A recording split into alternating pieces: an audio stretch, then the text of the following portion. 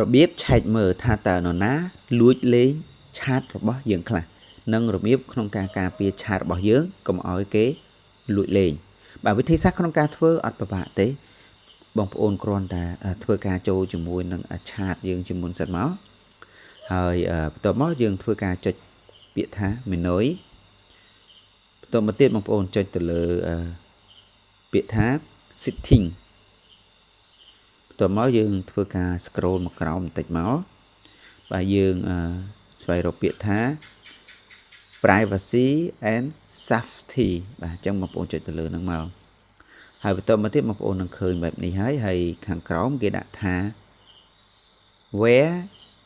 you are logged in បាទអញ្ចឹងបងប្អូនចុចទៅលើហ្នឹងមកអញ្ចឹងដើម្បីយើងធ្វើការឆែកថានរណាលួចប្រើប្រាស់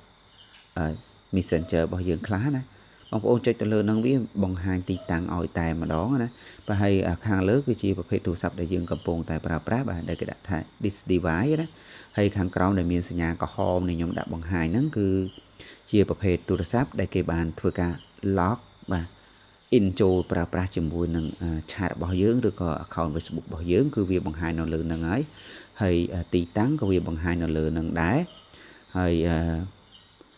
វាបង្ហាញជាមួយនឹងនាទីដែរបងប្អូនកន្លែងហ្នឹងគឺប្រហែលនាទីមុនដែលគេកំពុងតែ log ប្រើប្រាស់ជាមួយនឹង account របស់យើងណាអញ្ចឹងនៅពេលដែលបងប្អូនឃើញសញ្ញាបែបហ្នឹងគឺបងប្អូនគួរតែប្រុងប្រយ័ត្នទៅ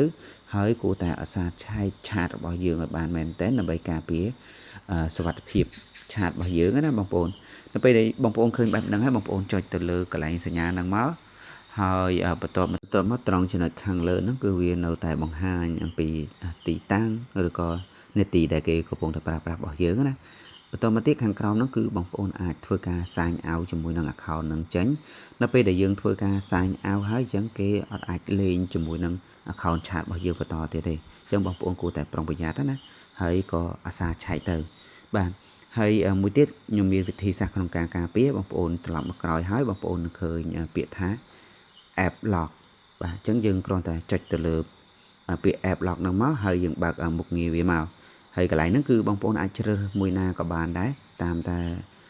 បងប្អូនពេញចិត្តទេបាទហើយបន្តមកទៀតខ្ញុំសូមធ្វើការត្រឡប់មកក្រោយម្ដងទៀតយើងចូលទៅបើកមុខងារមួយទៀតដើម្បីការពារណាយើងយកពាក្យថា notification and sound អញ្ចឹងមុខងារមួយហ្នឹងគឺល្អមែនតើបងប្អូនបើកឲ្យអស់មកដើម្បីសុវត្ថិភាពអញ្ចឹងដល់ពេលដែលមាននរណាម្នាក់លួចប្រើប្រាស់របស់យើងឆាតរបស់យើងណាគឺវាលោតឲ្យយើងដឹងមុនតែម្ដងបាទនេះគឺជាវិធីសាស្ត្រក្នុងការការពារគឺងាយទេបងប្អូនបាទវីដេអូក៏មានត្រឹមតែប៉ុណ្្នឹងទេអរគុណជួបគ្នានៅវីដេអូក្រោយ